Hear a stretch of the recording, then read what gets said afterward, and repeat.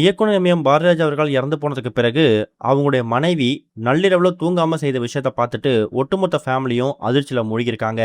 தமிழ் சினிமால தவிர்க்க முடியாத பல படைப்புகள குடுத்து, இப்ப ரீசென்ட்டா காலமானவர் தான் இயக்குனர் எம்.எம். பாரதிராஜா.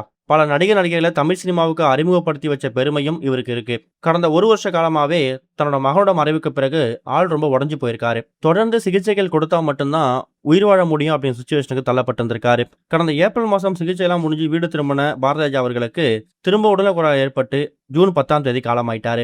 இந்த நிலையில அவரோட கடைசி ஆசைய அவங்க மகள்கிட்ட சொல்லியிருக்காராம். என்னோட உடல தேனி மாவட்டம் காட்டோடு பகுதியில இருக்கக்கூடிய சொந்த வீட்ல, சொந்த பண்ணை வீட்ல தான் புதைக்கணும். அங்க தான் என்னோட உடல் நல்லடக்கம் செய்யணும் அப்படிங்கிற மாரி சொல்லியிருக்காராம். அதனால தான் சென்னையில இருந்து தேனிக்கு அவரோட உடல் கொண்டு வரப்பட்டு சொந்த மண்ணில் நல்லடக்கம் செய்யப்பட்டிருக்கு. இப்ப அவங்க குடும்பத்தை சேர்ந்தவங்க, குறிப்பா பாரதிராஜா அவரோட மனைவி, மகள், இன்னொரு பக்கம் மருமகள் இவங்க எல்லாருமே தேனியில இருக்கக்கூடிய சொந்த பண்ணை வீடு தான் இப்ப இருக்காங்களாம். நேத்து மதியம் ஒரு 4 மணிக்கு மேல அரசு மரியாதையோட 72 குண்டுகள் முழங்க பாரதிராஜா உடல் நல்லடக்கம் செய்யப்பட்டிருக்குது. அதுக்கப்புறமா உறவினர்கள் அப்புறம் நண்பர்கள் மட்டும்தான் பண்ணை வீட்டுல இப்போதைக்கு இருக்காங்க. அந்த பண்ணை வீடு அப்படிங்கிறது பாரதிராஜாவுக்கும் அவங்க மனைவிக்கும் ரொம்ப ஒரு நெருக்கமான, மனதுக்கு ரொம்ப பிடிச்ச இடமா. ஆரம்ப காலகட்டத்துல அவங்க சினிமால ஒரு பெரிய வாழ்க்கையில அடியெடுத்து வைக்கிறதுக்கு முன்னாடி அவங்க வாழ்க்கைய ஆரம்பிச்சது அந்த பண்ணை வீட்டுல தானாம். அப்படிப்பட்ட பண்ணை வீட்டுல ஆரம்பிக்கப்பட்ட அந்த வாழ்க்கையை நினைச்சு பாரதிராஜாவோட மனைவி ரொம்ப சோகத்துல மூழ்கி இருக்காங்க. எவ்வளோ நாட்கள் அந்த பண்ணை வீட்டு வாசல்ல திண்ணையில உட்காந்து கதை பேசியிருக்கோம், நிறைய விஷயங்கள் ஷேர் பண்ணியிருக்கோம். ஆனா இன்னைக்கு என்னோட கணவர் அதே பண்ணை வீட்டு தோட்டத்துல அவரோட உடல் புதைக்கப்பட்டிருக்கே அப்படின்னு நினைக்கும் போது மனசு ஃபீல் பண்ணி அழ ஆரம்பிச்சிட்டாங்களாம். அதை விட இன்னொரு முக்கியமான விஷயம், நள்ளிரவுல தூங்காம அந்த பண்ணை வீட்டுல இருந்து தோட்டத்துல இருக்கக்கூடிய அவர் உடல் அடக்கம் செய்யப்பட்ட பகுதிக்கு போயிட்டு பயங்கரமா தேம்பி தேம்பி அழ ஆரம்பிச்சிருக்காங்க.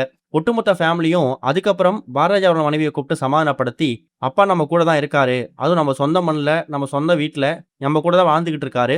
அவரோட படங்களும் அவர் அறிமுகப்படுத்தி வச்ச நடிகைகளும் எப்பவுமே நம்ம கூட தான் இருக்காங்க, நமக்கு உறுதுணையா இருப்பாங்கன்னு சொல்லி சமாதானப்படுத்திருக்காங்க. இது இல்லாம அவங்க குடும்பத்தை சேர்ந்தவங்க இன்னொரு முடிவும் எடுத்திருக்காங்க.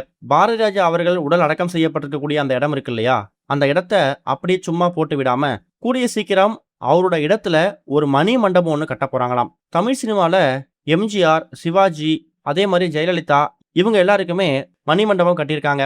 அவங்க வரிசையில இப்ப பாரதிராஜாவுக்கு அவரோட சொந்த மண்ணுல, அதுவும் தேனி மாவட்டத்துல சொந்த பண்ணை வீட்டிலேயே மணிமண்டபம் கட்டுறதுக்கான எல்லா ஏற்பாடும் நடக்க போகுதாம்.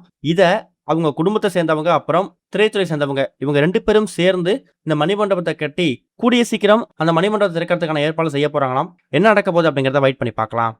இதுவரைக்கும் கனெக்டிங் டிவிக்கு சப்ஸ்கிரைப் பண்ணனா மறக்காம சப்ஸ்கிரைப் பண்ணிக்கங்க. உடனடி அப்டேட்ஸ் பெறுவதற்கு நோட்டிஃபிகேஷன் பெல்லையும் கிளிக் பண்ணிக்கங்க.